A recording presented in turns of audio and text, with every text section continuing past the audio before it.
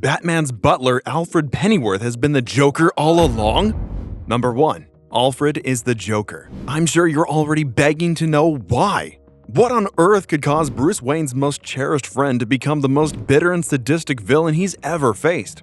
Alfred has served the Wayne family since before Bruce was even born. Alfred has been a fierce friend, loving father figure, faithful collaborator, and a caring confidant for all of Bruce's life and Batman's career. Which is why this shocking revelation was something no one, least of all Bruce Wayne, could have ever seen coming. The Joker has been fooling us all for years. Way back in issue 686 of the original Batman run, at the supposed funeral for Batman himself, Alfred lays out his reasoning. Evidently, when Bruce began dressing as Batman and fighting crime, doing it made him happier than I had seen him in a long time.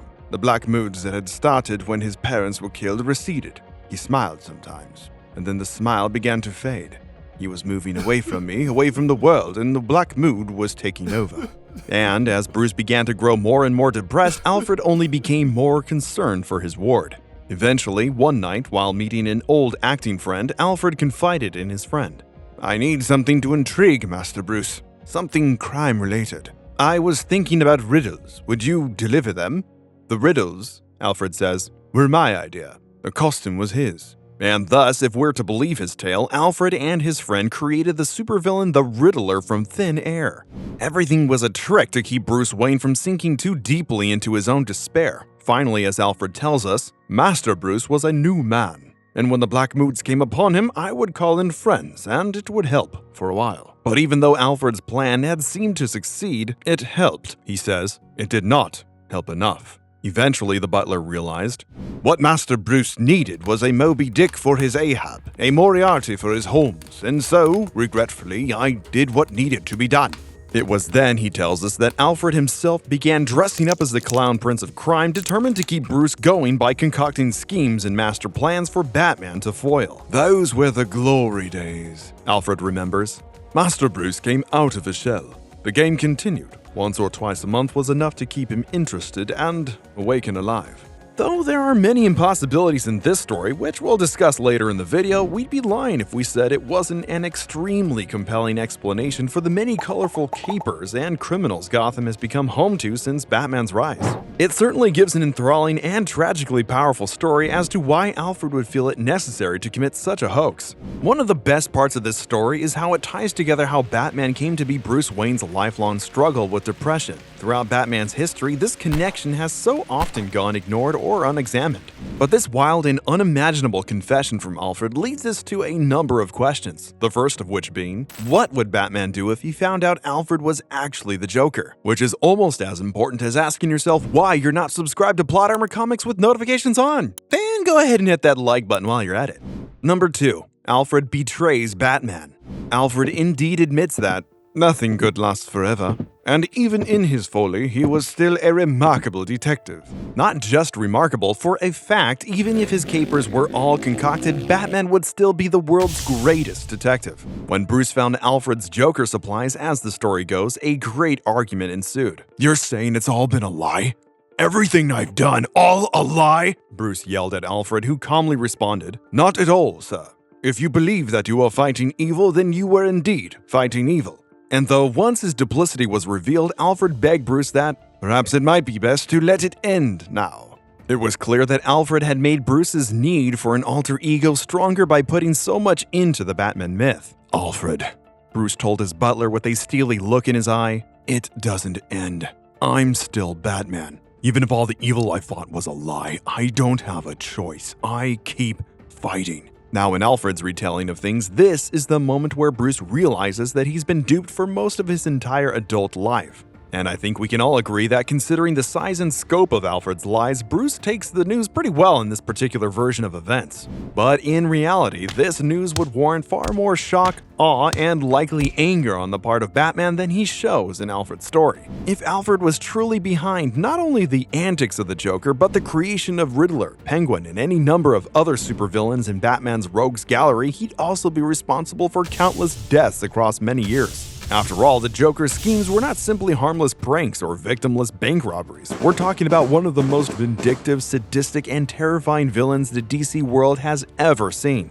Whether or not the actions of the Joker were committed by an actor or a madman, the results remained the same. The people of Gotham's lives were put at risk countless times by the Ace of Knaves, and many have died at his hands. If Alfred were truly to be outed as having created the character of the Joker, all of the crimes would now be his responsibility. This reveal would understandably be one of the single most harrowing moments of Bruce's life. Though it's an open question as to whether Bruce would actually bring himself to raise a hand against the man who all but raised him, it's also no secret that Batman hates the Joker. The collapse of those two individuals into one single man, particularly one so close to Bruce's heart, would strain his grip on reality to the point where it's near impossible to predict what he would do in the moment of realization. What might be easier to predict is what this betrayal would do to Bruce's worldview, and how the future of Batman might be forever altered if Alfred truly turned out to be the clown prince of crime. Number 3. The Joker breaks Batman. Soon after Alfred's deception is revealed, Bruce is killed while trying to apprehend the actor posing as the Riddler.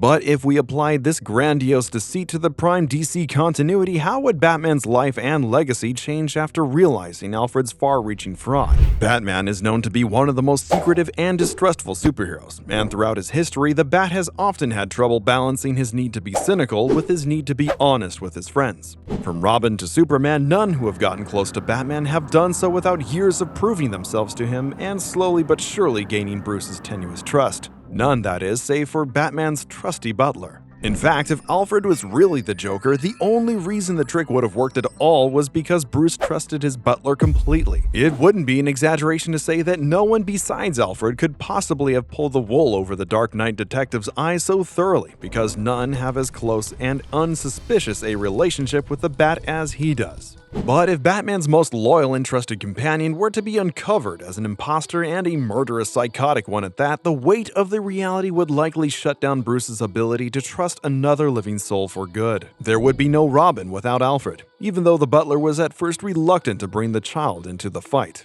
There would likely be even no room in Bruce's life for his beloved Catwoman without Alfred constantly reminding him that there is more to life than a never-ending war on crime. To have this cornerstone of his life to be upended like this would break Bruce in a way that no tragedy has since perhaps the death of Jason Todd or even the mugging of his parents. Alfred is often the voice of reason in Batman's crazy, dangerous life. If Bruce lost Alfred, it would be terrible for his fragile mind. Bruce might be hurt even more by finding out Alfred was the Joker the whole time than by Alfred's sudden and tragic death. At least Alfred's memory wouldn't be ruined by such an end. If Alfred indeed donned makeup and a purple suit to cause havoc and mayhem across Gotham, all to keep his surrogate son from falling into a deeper and darker depression, Bruce wouldn't be able to help but wonder whether all those who had suffered at the Joker's hands were, in a way, his own responsibility. This would undoubtedly send Batman into a darker place than he had ever been before, and it would likely take the legend of the Bat and twist it into far less of a folk hero and more of a cautionary tale. In the now famous Flashpoint event, where the Flash travels to an alternate timeline and meets another Batman in the form of Thomas Wayne, Bruce's father has become a dark, brutal, murderous version of Batman after watching his wife and young child die during a mugging gone south.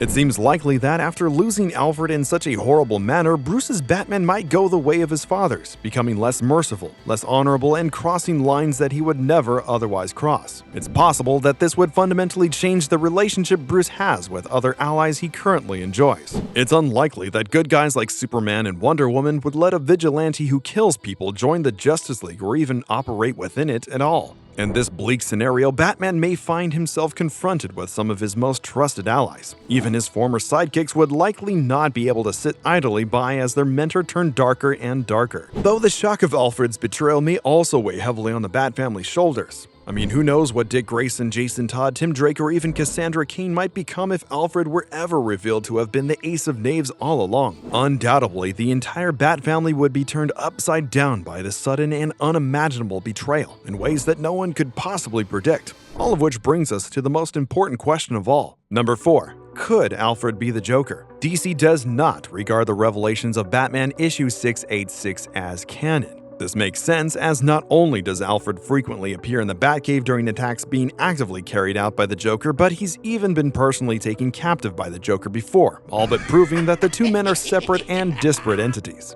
Even at a point during the issue in question, Batman's spirit watching his own funeral acknowledges, Do you know how much of that story is impossible? Alfred couldn't have been the Joker. I mean, I can see the Joker sitting there. All of this seems to give us a clear answer to our question, but it's not that simple. When Alfred originally tells us how he planned and orchestrated a number of villains to keep Bruce's life as Batman fresh and engaging for the depressed young man, it seems impossible. But is this idea really any more impossible than the concept of a young billionaire training for years to become the ultimate fighting force? We know from more recent comics that Alfred, after working for the Wayne family for so long, had amassed a jaw-dropping fortune of his own. After all, being the sole employee for a family of billionaires and never having to pay rent does sound like a fairly lucrative lifestyle. If Bruce Wayne has enough money to build himself an underground lair, a fleet of Bat-themed vehicles, and surround himself with some of the most advanced technology on the planet, who's to say Alfred doesn't have the funds to orchestrate and stage extremely elaborate and convincing capers for Batman to solve?